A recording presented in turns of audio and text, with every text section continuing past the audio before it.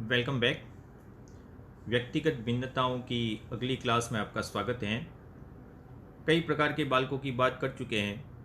आज हम चर्चा करेंगे सबसे इम्पोर्टेंट, जो परीक्षा में मेरी दृष्टि से सबसे महत्वपूर्ण आता है, उस प्रकार के बालक है मानसिक रूप से मंदित या न्यून बुद्धि बालक। इसको बिल्कुल याद रखें। और इन्हीं बालकों को कहा जाता है मेंटली रिटार्टेड, MR बालक। ठीक है, मेंटली रिटार्टेड बालक के नाम से इनको जाना जाता है। MR बिल्कुल आपको याद रखना है। मानसिक रूप से मंदित या न्यून बुद्धि बालक है, वह कहीं बाद में नहीं पिछड़ते हैं। यह कहीं न कहीं जन्मजात विकृति लेके पैदा होते हैं या फिर किसी गंभीर बीमारी या चोट के कारण इनमें मानसिक मंदता आ जाती है। लेकिन मानसिक मंदता के प्रमुख कारण में दो बीमारियों की हम चर्चा करेंगे, जिसमें सबसे बीमारी पहली है हाइड्रोसिफेली। सबसे पहली बीमारी का नाम है हाइड्रोसिफेली। हाइड्रोसिफेली का मतलब है मस्तिष्क में द्रव बढ़ जाना। मस्तिष्क में द्रव बढ़ जाना। जब किसी बालक के मस्तिष्क में द्रव बढ़ जाता है तो इसी बीमारी को कहा जाता है हाइड्रोसिफेली। अब आपके दिमाग में एक सेरेब्रल पल्सी भी आता है, वहाँ मस्तिष्क की कोशिकाएं मृत हो जाती है या तंत्रिका तंत्र कमज़ोर पड़ जाता है। लेकिन जब किसी बालक के मस्तिष्क में द्रव बढ़ जाए तो हाइड्रोसिफेली बोलते हैं। इस हाइड्रोसिफेली के कारण ही किसी बालक में मानसिक मंदता आ जाती है। और दूसरा कारण है क्रेटिनिज्म। क्रेटिनिज्म क्रेटिनिज्म भी एक प्रकार की बीमारी है। जो विज्ञान के विद्यार्थी वो बहुत हद तक जानते होंगे क्रेटिनिज्म का अर्थ क्या होता है। क्रेटिनिज्म का मतलब होता है आयोडीन की कमी से होने वाला रोग। क्रेटिनिज्म किसके कारण होता है? गर्भावस्था में अगर माँ में आयोडीन की कमी हो जाए तो आयोडीन की कमी से कौन सी बीमारी होती है? क्रेटिनिज्म। और यहाँ पे गर्भावस्था में ही शिशु का मानसिक विकास, गर्भस्थ शिशु का मानसिक विकास है वह अवरुद्ध हो जाता है। तो ये दो मुख्य कारण हैं जिनके कारण मानसिक मंदता आ सकती है। एक तो हाइड्रोसिफेली है, याद रखना है, मस्तिष्क में द्रव बढ़ जाना। और क्रेटिनिज्म है, वो आयोडीन की कमी के कारण होती है। और क्रेटिनिज्म का संबंध गर्भस्थ शिशु से है, ये आपको बिल्कुल याद रखना है। दूसरा, अगले कारण की बात करें तो अगर बालक को कोई चोट लग जाए मस्तिष्क में तो इसके कारण भी मानसिक मंदता आ सकती है। या फिर गर्भावस्था में माँ का दवाइयों का सेवन। गर्भावस्था में अगर माँ है वो अधिक दवाइयों का सेवन करे तो इन दवाइयों के सेवन के कारण भी मानसिक मंदता आ सकती है। या फिर अत्यधिक एक्सरे, इन एक्सरे के प्रयोग से भी मानसिक मंदता आ सकती है। और आनुवंशिक रोग दो है, एक तो है डाउन सिंड्रोम। डाउन सिंड्रोम जिसको कहा जाता है मंगोलियन इडियोसी। मंगोलियन इडियोसी या मंगोलियन इडियट भी कहा जाता है इन बालकों को। और दूसरा आता है क्लाइनफेल्टर सिंड्रोम। यह दोनों बीमारियां हैं वह आनुवंशिक बीमारियां हैं, गुणसूत्रों के संख्यात्मक परिवर्तन के कारण होती है। गुणसूत्रों के संख्यात्मक परिवर्तन के कारण ज़्यादा चर्चा नहीं करेंगे क्योंकि ये विज्ञान का टॉपिक है, मुझे तो आता है, मेरे पे शक ना करें।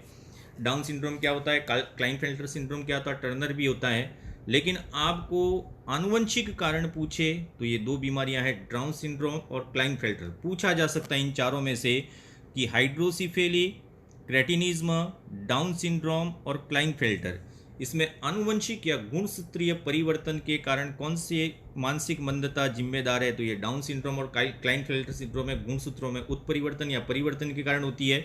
जबकि हाइड्रोसिफेली और क्रेटिनिज्म का गुणसूत्रों से संबंध नहीं होता। तो ये 1, 2, 3 और 4 बीमारियां हैं वह मानसिक मंदता के कारण होती है, कारण ये कोज होती है, इसको ज़रूर ध्यान रखें। अब मानसिक रूप से मंद बालक, मंद बुद्धि बालकों को कितने प्रकार में बांटा गया है? अब आपके यहाँ से ही आपके टेंशन शुरू हो जाएगी कि ये प्रकार वाला बहुत खतरनाक है, कितने प्रकार करते रहे हैं। धैर्य रखें, इसको पूरा देखें क्योंकि कल सृजनात्मकता परीक्षण बहुत उबाऊ चैप्टर था, आपने रुचि नहीं ली, मुझे पता है, इसको 2000 मिनट ही देखा गया। लेकिन व्यक्तिगत भिन्नताएं, पिछड़े बालक है, वह आपने 6500 मिनट देखा है। अर्थात आप जिस प्रकार के बालक के उस प्रकार की वीडियो देखना ज़्यादा पसंद करते हैं।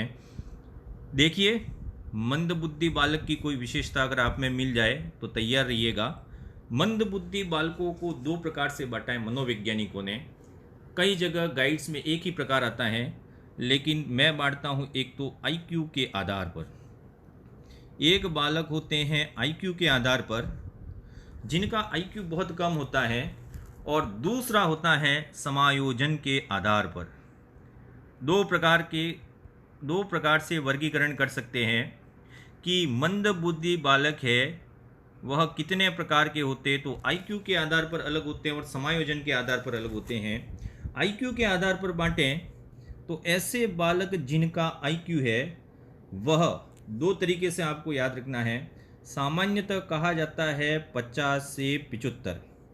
ऐसे बालक जिनका आईक्यू 50 से 75 है वह मंदबुद्धि बालक की श्रेणी में आते हैं, लेकिन मनोविज्ञान है उन्होंने एक सीमा निर्धारित की है 25 से 70 तक आईक्यू वाले जितने भी है वह सभी बालक है वो मंदबुद्धि की श्रेणी में आएंगे। अब इस प्रश्न में कंफ्यूज नहीं होना है। अगर ये ऑप्शन आया तो ये नहीं आएगा, अगर ये ऑप्शन आया तो ये नहीं आएगा, दोनों ही आ गए तो आपको कौन सा राइट करना है फिर समझ लें, कहीं कंफ्यूज नहीं होना है। आईक्यू के आधार पर मंदबुद्धि बालक कौन से होते हैं, तो 75 से लगाकर 70, 75 से कम भी आएंगे लेकिन उसकी व्याख्या बाद में करेंगे। कितने प्रकार के बालक होते हैं आईक्यू के आधार पर, पहले विभाजन कर देते हैं फिर उनका अध्ययन करेंगे। सबसे पहला आता है मंद अधिगम कर्ता। मंद अधिगम कर्ता, पहले प्रकार के बालक मंद अधिगम कर्ता, इसको ऐसे बोलते हैं। दूसरे प्रकार के बालक जिनको बोला जाता है अल्प बुद्धि बालक, अल्प बुद्धि बालक। तीसरे प्रकार के बालकों को बोला जाता है मूढ़ बुद्धि बालक। यही टर्मन का जो वर्गीकरण है वहीं से लेंगे। और फिर आएगा चौथे प्रकार का जड़ बुद्धि बालक। अर्थात आईक्यू के आधार पर मंद बुद्धि बालक कितने प्रकार के होते हैं, 4 प्रकार के, इसके अलावा कोई भी प्रकार नहीं है, बिल्कुल ध्यान रखें। अगर कोई विभाजित करता है तो आई कैन चैलेंज। ओके, 4 प्रकार के बालक मंद, अल्प, मूढ़ और जड़ बुद्धि। समायोजन के आधार पर बात करें तो समायोजन के आधार पर बालक 2 प्रकार के होते हैं। पहला है अपने व्यवहार, जो अपना व्यवहार है खुद का उसके आधार पर निर्भरता, अर्थात व्यवहार में आत्मनिर्भरता कितनी है। एक बालक जो भी काम करता है उस काम को करने में कितना आत्मनिर्भर है वह कहलाती है व्यवहार में आत्मनिर्भरता। तो पहला प्रकार हो गया उसके खुद के व्यवहार में आत्मनिर्भरता, क्या वह अपने काम खुद कर पाता है, नहीं कर पाता है, या फिर किसी की दूसरे की मदद से करता है, कितनी मदद चाहिए उसको, पूरी चाहिए, आधी चाहिए, आंशिक चाहिए।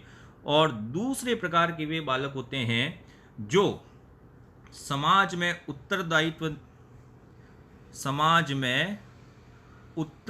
उत्तरदायित्व निर्वहन करने की कितनी क्षमता रखते हैं, ये प्रश्न पूछा गया, इसलिए जरूर ध्यान रखें। समायोजन के आधार पर मंदबुद्धि बालकों को 2 भागों में बांटा गया है।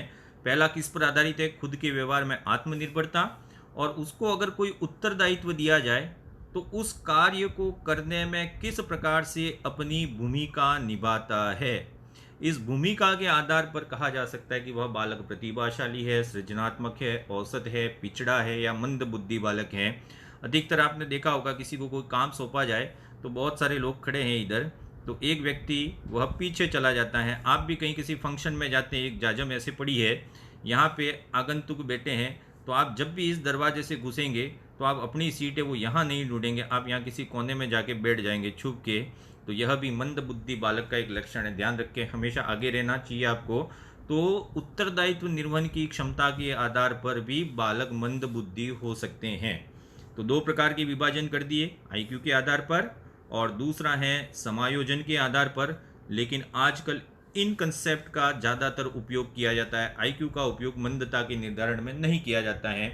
लेकिन ये मेरी भी राय है और मनोवैज्ञानिकों की भी राय है। लेकिन परीक्षा में जो प्रश्न आते हैं वो राय पे नहीं चलते हैं, वह आईक्यू पे चलते हैं। अब एक एक बालक का वर्णन करेंगे। कौन कौन से बालक अपन ने बात की, तो सबसे पहला बालक बात की थी अपन ने, वह है मंद अधिगम कर्ता। मंद अधिगम करता, मंद अधिगम करता, पहले प्रकार के बालक। एक साथ ये बोर्ड इतना बड़ा नहीं है कि चारों साथ ले ले, लेकिन कोशिश करेंगे अगर आ जाते हैं, कंपेरेटिव स्टडी करेंगे तो आपको बहुत अच्छा याद हो जाएगा। दूसरा आते हैं अल्प बुद्धि वाले बालक, शॉर्ट में ही लिख रहा हूँ। तीसरे प्रकार के बालक आते हैं वो मूढ़ बुद्धि वाले बालक, और अगले प्रकार का चौथा बालक है वह क्या हो गया, जड़ बुद्धि बालक। अर्थात इतने प्रकार के बालक हैं, मंद अधिगम करता आईक्यू के आधार पर, अल्प बुद्धि, मूढ़ बुद्धि और जड़ बुद्धि। इन चारों बालकों का कंपैरिजन किस प्रकार से करें, तो एक एक स्टार्ट करते हैं। मंद अधिगम करता किसे कहते हैं, तो इसे कहा गया है border line child, border line बालक कहा गया है। और इसी बॉर्डर लाइन बालक को कहा जाता है सीमांत बालक के नाम से भी जाना जाता है, क्योंकि इससे ऊपर चले जाएं तो वो बालक सामान्य हो जाता है, इससे नीचे चले जाएं तो वो बालक है वो मंद बुद्धि हो जाता है। तो मंद अधिगम कर्ता को एक नाम दिया गया है बॉर्डर लाइन चिल्ड्रन। यह बालक कितने प्रतिशत होते हैं, तो इन बालकों की संख्या है वो मानी गई है 85%, यानी कि 85% बालक है अगर मंद बुद्धि बालक है, तो जितने भी मंद बुद्धि बालक है उसमें 85% है वो कैसे होते हैं, मंद अधिगम करता, अर्थात ये सुधार योग्य होते हैं। दूसरी बात करें इनका आईक्यू कितना होता है, तो इस प्रकार के बालकों का आईक्यू होता है 75 से 90, बिल्कुल एग्जैक्ट आंकड़ा है, कहीं भी आपको कंफ्यूज नहीं होना है। मंद अधिगम करता, इनको स्लो लर्नर भी बोला जाता है, इनको बॉर्डर लाइन बालक भी बोला जाता है, सीमांत बालक भी बोला जाता है, और इनका आईक्यू कितना होता है 75 से 90 के बीच में। अब ये सामान्य से थोड़े से ही नीचे होते हैं, इसलिए इस प्रकार के बालकों को विशेष शिक्षण की आवश्यकता नहीं होती, मतलब इनके लिए अलग विद्यालय बना दिए जाएं ऐसा ज़रूरी नहीं है। विशेष शिक्षण की आवश्यकता मंद बुद्धि बालकों को तो होती है, लेकिन किस प्रकार के मंद बुद्धि बालकों के लिए विशेष शिक्षण की आवश्यकता नहीं है, तो बॉर्डर लाइन बालक, सीमांत बालक, स्लो लर्नर या मंद अधिगम करता, इनको विशेष शिक्षा की आवश्यकता नहीं। लेकिन प्रश्न ये पूछा गया है कि इनकी बौद्धिक क्षमता कितनी होती है। इसके लिए दो क्षमताएं आएंगी, एक तो आएगी बौद्धिक क्षमता और दूसरा आएगी सामाजिक समायोजन की क्षमता। सामाजिक समायोजन, ये दोनों ही आपको याद रखने हैं। अर्थात एक वयस्क व्यक्ति है जिसकी आयु 20 वर्ष माना जाए, इन सब का कंपैरिजन है वो 20 वर्ष के अंतर्गत किया गया है। अगर एक 20 वर्ष का मंद अधिगम करता आप पकड़ ले किसी कक्षा से, तो उसकी बौद्धिक क्षमता कितनी होगी, तो उसकी बौद्धिक क्षमता है वो 10 वर्ष के बालक के बराबर होगी। मतलब 20 साल का तो हो गया है, ठोंठ यूँ कहते हैं हम यहाँ पे बागड़ी में, ये 20 साल का तो हो गया है, लेकिन इसकी बौद्धिक क्षमता है वह केवल 10 वर्ष मानी गई है। और सामाजिक समायोजन की क्षमता, डफोड़ तो है लेकिन समाज में मिलना जुलना जारी रखेगा, तो सामाजिक समायोजन की उम्र कितनी मानी गई है, 15 वर्ष। अब ये प्रश्न बिहार टेट में पूछा गया है कि मंद अधिगम कर्ता की बौद्धिक क्षमता और सामाजिक समायोजन की क्षमता कितनी होती है सामान्य बालकों की अपेक्षा, तो इसकी 10 वर्ष होती है और इनकी 15 वर्ष, और तुलना का वर्ष क्या रखा गया 20 वर्ष के मुकाबले के बालक के। तो ये बालक हो गए आपके मंद अधिगम करता। दूसरे प्रकार के बालकों की चर्चा करें तो थोड़ा सा नीचे जाएंगे, इनकी बुद्धि और कम होती जाती है। मनोवैज्ञानिकों के अनुसार इस प्रकार के बालकों की संख्या कितनी है, 10%। मंद अधिगम करता कितने हैं 85, 10% हो गए तो 95 तक पहुंच जाएंगे। यह 10% है, इन्हें अल्प बुद्धि कहा जाता है। और जब इनके आईक्यू की बात करें तो इनका आईक्यू कितना होता है 50 से 75, 50 से 75 आईक्यू होता है। यहाँ 75 समाप्त होता है और 50 से 75 हो गया, 75 से नीचे लेकिन 50 से ज़्यादा तो ये अल्प बुद्धि में आ जाएंगे। इन्हीं बालकों को कहा जाता है मूर्ख बालक, इन्हें हम क्या कहेंगे, मूर्ख बालक कहेंगे। और आप हर बार किसी न किसी के लिए मूर्ख का प्रयोग करते हैं। अगर आप किसी को मूर्ख कहते हैं इसका मतलब आप बहुत बड़े बुद्धि परीक्षण करता है और आपने उसका बुद्धि परीक्षण कर लिया है, आईक्यू निकाल लिया है, 50 से 75 के बीच में आता है। भले आपको आता है कि नहीं आता है आईक्यू निकालना, लेकिन आपने किसी को मूर्ख कहा तो जिसको मूर्ख कहा उसका आईक्यू 50 से 75 है। इन्हीं को मूर्ख बालक कहा जाता है। इनके लिए विशेष प्रकार से प्रयास करने पड़ते हैं, विशेष प्रयास द्वारा शिक्षा दी जाती है। अब यह शिक्षण योग्य होते हैं। देखिए, पहला तो शिक्षण योग्य होते हैं, लेकिन अब पीछे वाले 3 हैं, उनसे ही सबसे ज़्यादा प्रश्न आते हैं।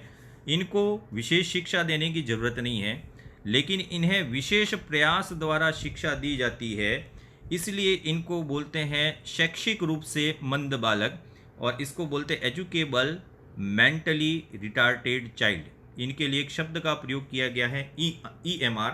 अब ये प्रश्न पूछा गया है, EMR बालकों की बुद्धि लब्धि कितनी होती है? 50 से 75 EMR पूछा गया है।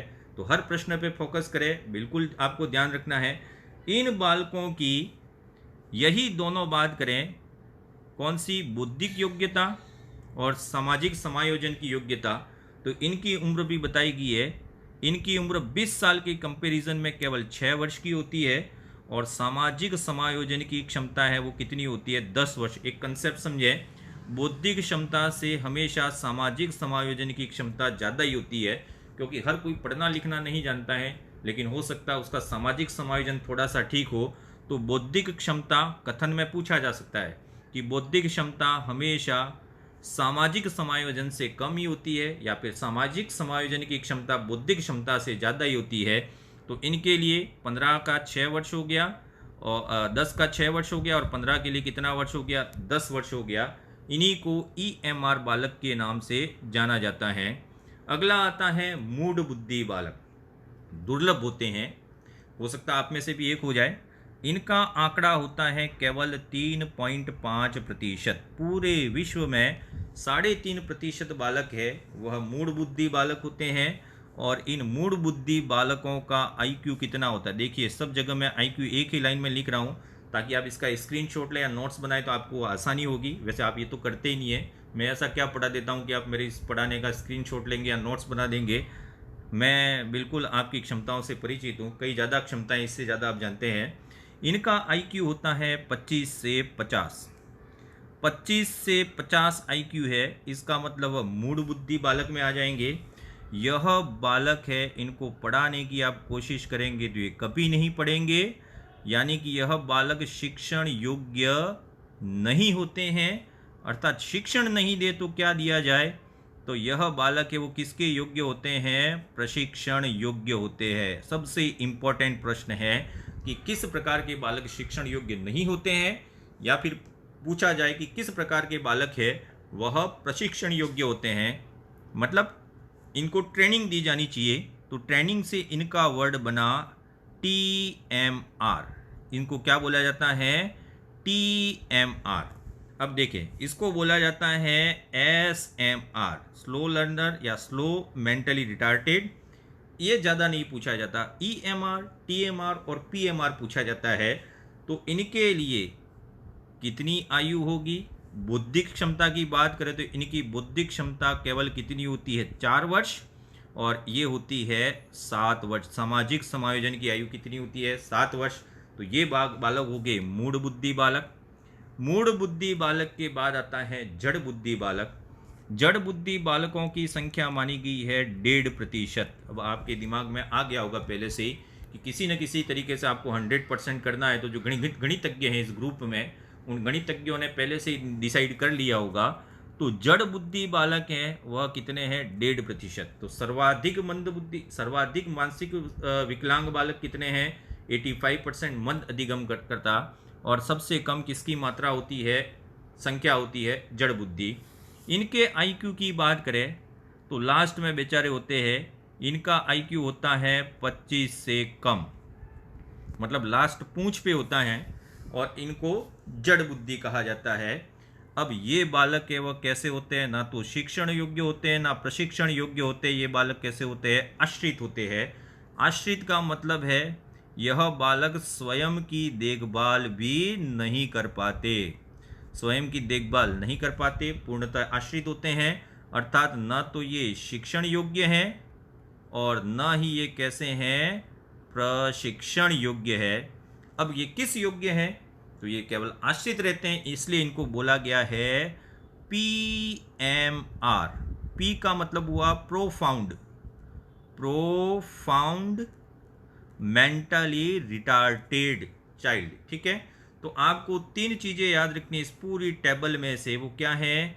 ईएमआर क्या होते हैं, टीएमआर क्या होते हैं और पीएमआर क्या होते हैं। आप, मुझे पता है कि आप उत्कर्ष की वीडियो देखते होंगे, परिष्कार की वीडियो देखते होंगे, आपने कोचिंग में किसी मनोवैज्ञानिक से भी ये क्लासेस पढ़ी होंगी, मेरे से भी पढ़ी होंगी, लेकिन पहले जो पढ़ा है उससे थोड़ा सा उन्नति दिया है। आप चाहें तो उत्कर्ष का वीडियो देख सकते हैं इन बालकों का, इससे ज़्यादा डीप नॉलेज आपको कहीं नहीं मिलेगा। ये 4 प्रकार के बालक आपको बता दिए। अब कैसे पता लगाया जाए, अर्थात मंद बुद्धि बालकों की विशेषताएं क्या होती है। तो मंद बुद्धि बालकों की विशेषताएं क्या होती है की विशेषताएं, अर्थात आप किस आधार पर एक बालक को मंद बुद्धि बालक कह सकते हैं। तो एक आधार तो आपके पास पहले ही बता दिया, वह क्या था? इसका निर्धारण किसके आधार पर किया जाता है? आईक्यू के आधार पर। अब जिनका आईक्यू है वह कितना हो, पहले ही बता दिया है कि 25 से 70 इसके मध्य आईक्यू होता है। यह पहली विशेषता होगी कि इनका आईक्यू बहुत कम होता है, लेकिन हर अध्यापक में इतना सारा नॉलेज नहीं होता कि वो बुद्धि परीक्षण कर दे और आईक्यू निकाल दे। आप भी देखना एक बार खुद का आईक्यू निकाल के, आपको खुद को पसीने आ जाएंगे कि आईक्यू निकाला कैसे जाए। लेकिन पहला है, मंद बुद्धि बालकों की पहली विशेषता क्या होती है? इनका जो इंटेलिजेंट क्वोशिएंट है वह हमेशा न्यून होता है, और न्यून होता है तो उसकी सीमा कितनी होती है? 25 से 70। अब दूसरा है, यह दूसरे बालकों के साथ संबंध बना सकते हैं या नहीं बना सकते हैं। तो दूसरे बालकों के साथ संबंध बनाने को आतुर तो होते हैं, लेकिन कोई इनके साथ नहीं रहना चाहता, इसलिए अंतर व्यक्तिक संबंध कमजोर होते हैं। अंतर वैयक्तिक संबंध, यह अंतर वैयक्तिक संबंध है वह बहुत कमजोर होते हैं। इस प्रकार के बालक है वह अंधविश्वासी होते हैं। अंधविश्वासी का मतलब क्या हुआ कि जो पूर्व धारणाएं हैं उन पूर्व धारणाओं पर ज़्यादा चलते हैं। अब इन पूर्व धारणाओं की व्याख्या करें तो जो महिलाएं हैं जो इस वीडियो को सुन रही है, तो इन महिलाओं के बारे में 2 वार है।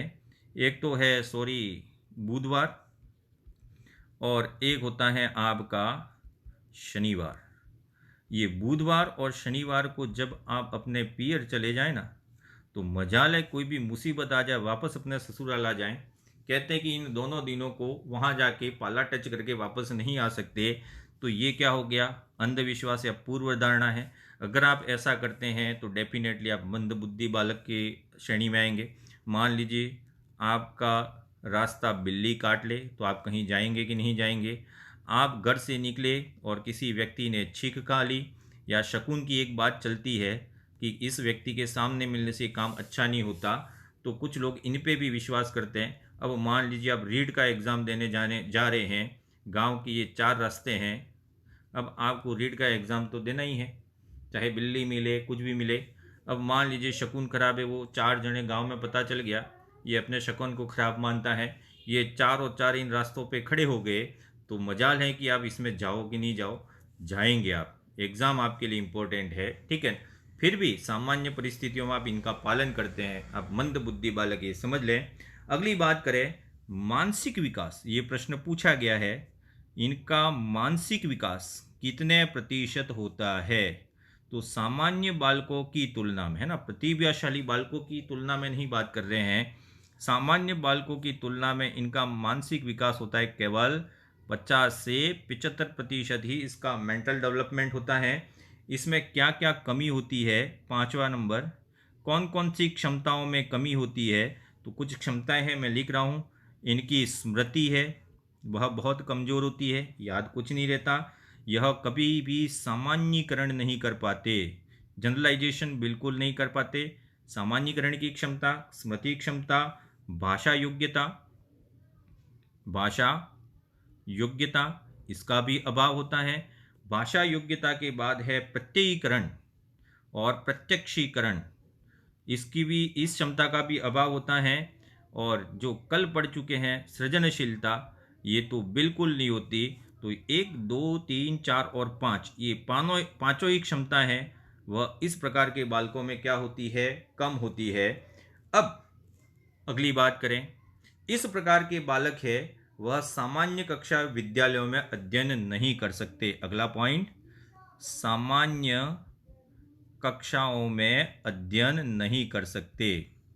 अगर इनको सामान्य कक्षाओं में अध्ययन करवाया जाए तो सामान्य कक्षाओं में अध्ययन करवाने पर आपको इनके लिए शिक्षण विधि का चुनाव करना पड़ेगा और इनको ही देखकर आप पढ़ाएंगे तो दूसरे बालक बोलेंगे साहब इनको तो घर ही ले जाइए, हमको तो पढ़ा दीजिए।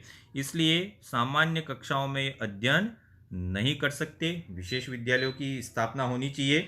9 से 10 वर्ष आयु में ये पढ़ना प्रारंभ करते हैं।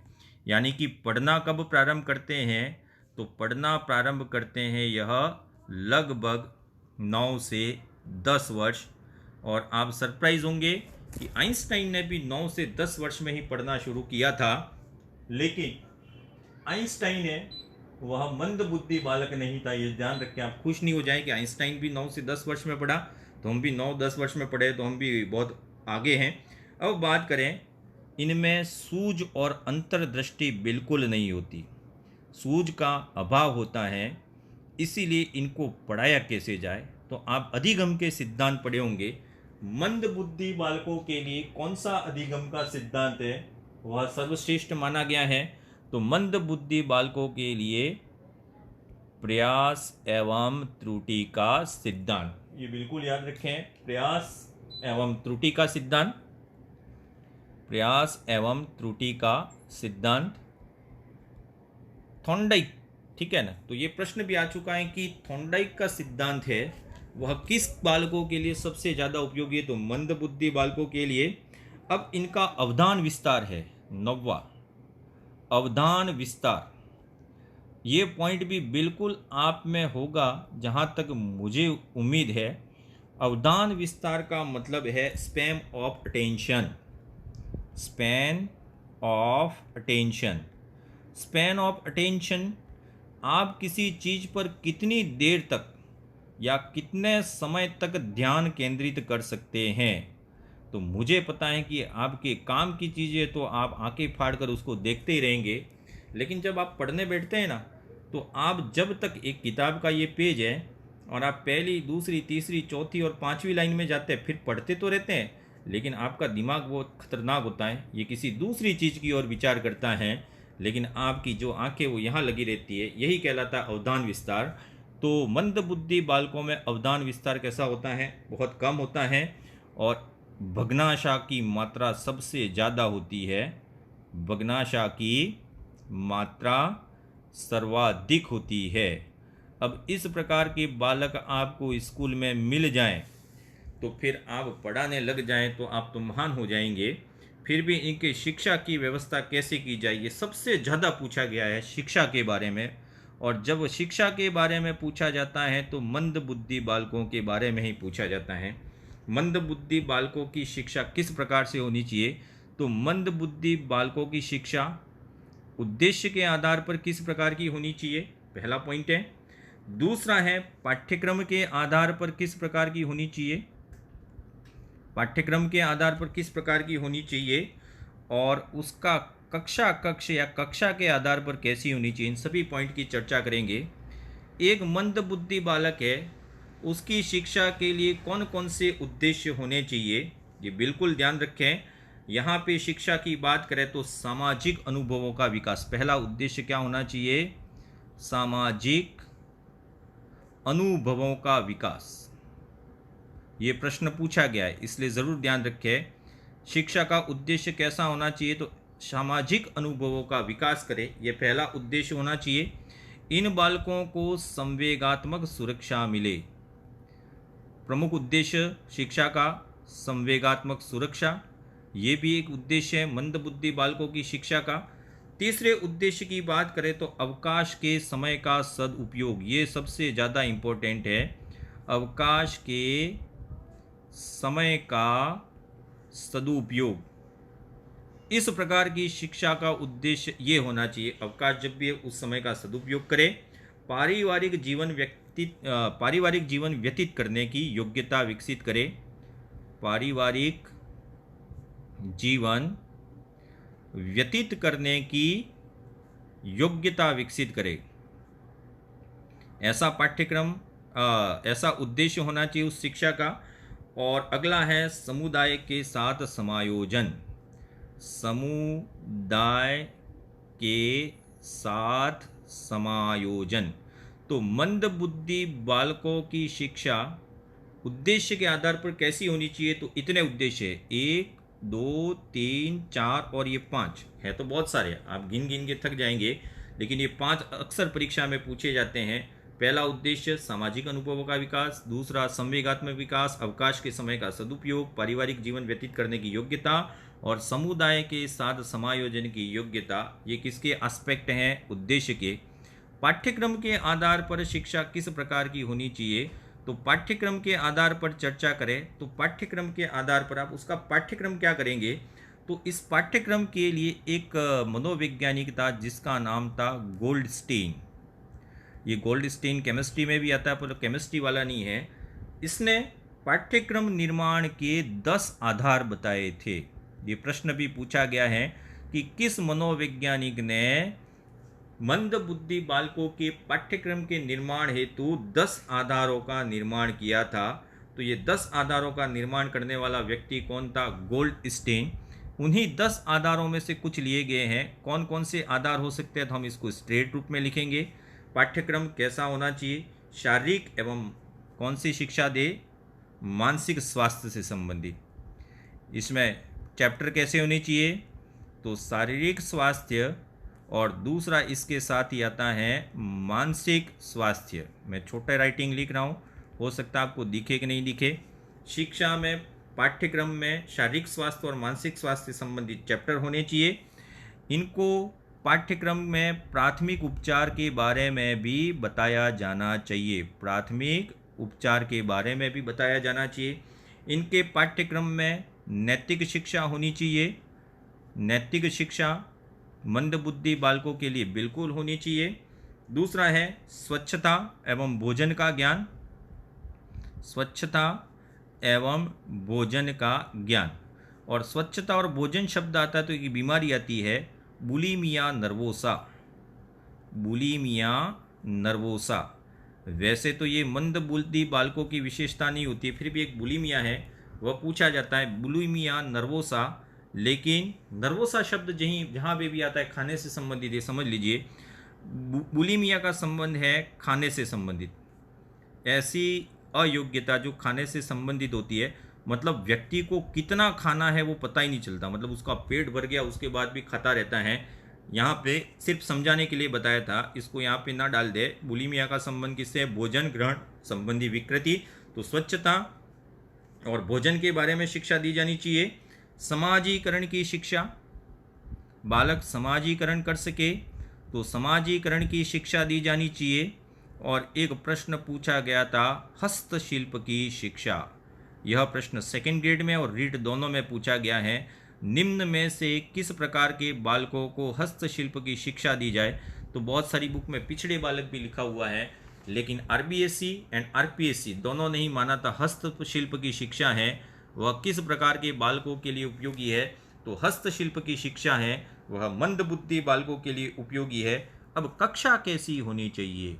उद्देश्य निर्धारित कर लिया आपने, पाठ्यक्रम निर्मित कर लिया। अब कक्षा खचाखच भरी हुई है तो फिर बेचारे कुछ नहीं पढ़ पाएंगे। कक्षा की बात करें तो एक तो होता है प्राथमिक स्तर पर, छोटे स्तर पर, और दूसरी कक्षा होती है माध्यमिक स्तर पर। प्राथमिक स्तर पर कक्षा में केवल कितने छात्र होने चाहिए? 10 से 12 छात्र। और माध्यमिक में थोड़े से बढ़ा सकते हैं। माध्यमिक स्तर पर 15 से 20 वर्ष ये आयु है, छात्रों की संख्या है। समान समूह वाले छात्रों को एक ही कक्षा में रखना है। समान समूह मतलब समान मानसिक योग्यता। समान मानसिक योग्यता वाले बालक है उनके लिए एक ही कक्षा निर्मित की जाए। विशिष्ट अध्यापक नियुक्त किए जाएं। विशिष्ट अध्यापक का मतलब क्या है यहाँ समझ लें।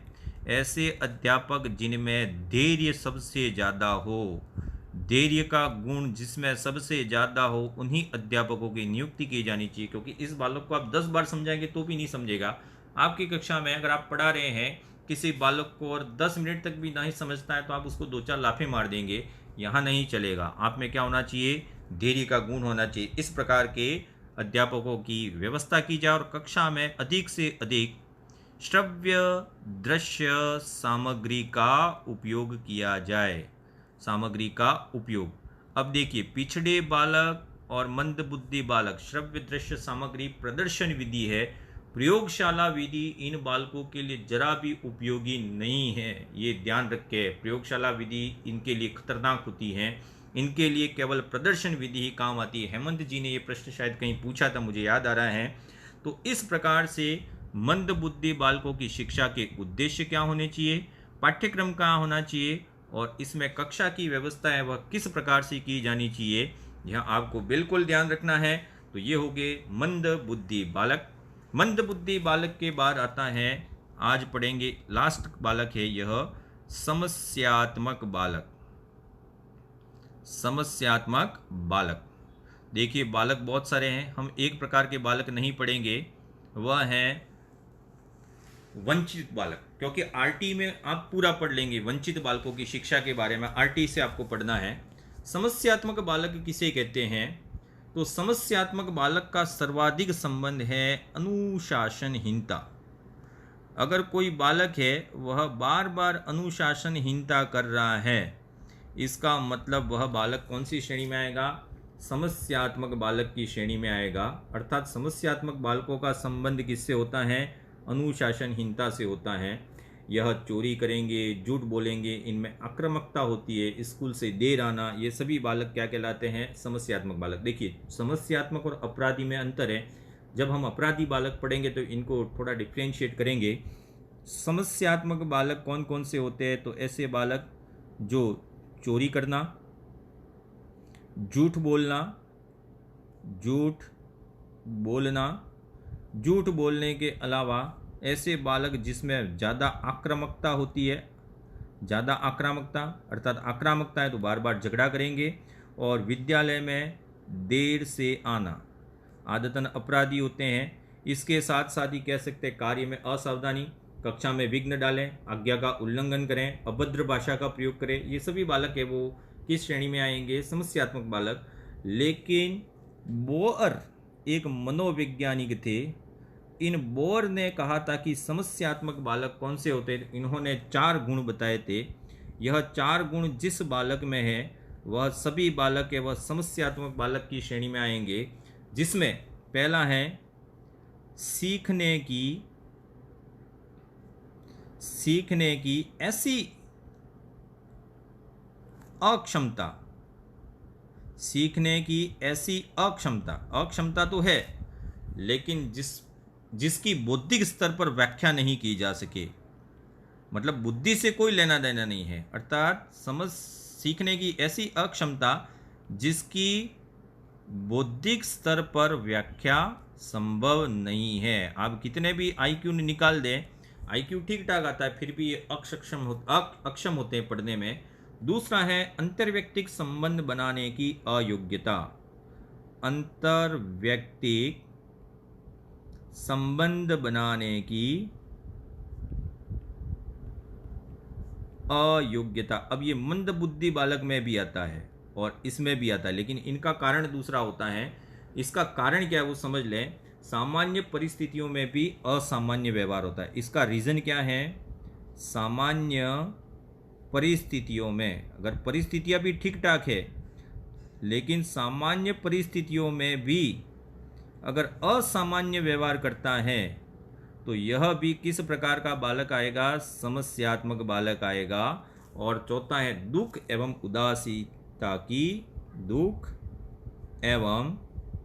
उदासी की प्रधानता। तो यह बालक है वह भी समस्यात्मक बालक में आएगा। तो बोर ने बताया था फैक्ट कि ये 4 प्रकार के बालक है, वही बालक क्या आते हैं? समस्यात्मक बालक की श्रेणी में आते हैं। लेकिन इसने सबका कारण क्या बताया वो देखें। एक ही चीज़ बताई थी, उसने लास्ट में कंक्लूजन निकाला कि ऐसे बालक जो सामान्य परिस्थितियों में भी असामान्य व्यवहार करते हैं वह बालक है वह समस्यात्मक बालकों की श्रेणी में आएंगे। और समस्यात्मक बालकों की पहचान कैसे की जाए? तो समस्यात्मक बालकों की पहचान की एक विधि है, वह है केस स्टडी। ये प्रश्न कई बार पूछा गया है। केस स्टडी का सबसे ज़्यादा उपयोग किस बालकों की पहचान में किया जाता है? समस्यात्मक बालक, या केस स्टडी, या इतिहास विधि, या व्यक्तित्व इतिहास विधि है वह समस्यात्मक बालकों की पहचान में काम आती है। और दूसरा है निरीक्षण द्वारा। निरीक्षण द्वारा भी आप समस्यात्मक बालकों की पहचान कर सकते हैं।